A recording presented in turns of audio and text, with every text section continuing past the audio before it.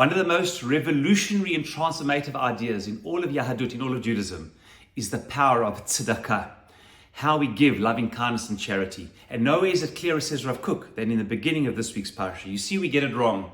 We think that the purpose of charity is to give to somebody else, to enhance the lives of others, the recipient. But says Rav Kook, it is equally, if not more important, not on the lives of others the impact, but how it transforms the giver. That people in the world are not only giving to others, but they are becoming more giving people. Less selfish, more selfless.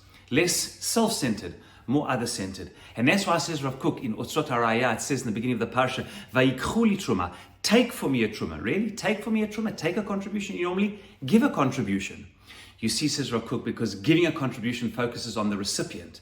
Taking means it's on the giver. We take from ourselves. The impact of taking what we have and giving to others transforms not only the life of somebody else, but also ourselves. And it's this very same transformation of the giver, says the Midrash, which explains the order of what people gave. You see, it's strange, the order. The 15 materials that were given start with precious ones, gold, silver, and copper, and then goes on to really immaterial ones, wood, oils, skins, besamim, spices, and at the end, the precious stones, avnei shoham, avnei meluim. Why are all these less material objects given first and only afterwards the precious stones? And says the Midrash, because the precious stones, many of them belong to the wealthier people, and they struggled to give, not with ease, it was difficult for them. But many of the poorer people gave easily, the little bit that they had, the wood, the spices, whatever they had, they gave. And therefore the act of transformation on the giver was more profound, even though the receiver, the recipient, would much rather have precious stones, because tzedakah is not only about how much is received by the recipient, but the transformative power in the giver.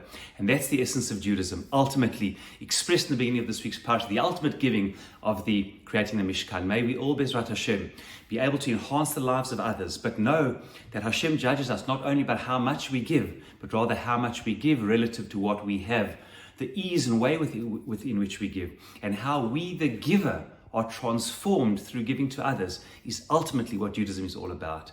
Being more selfish, more selfless and less selfish, more other-centered than self-centered. Shabbat Shalom.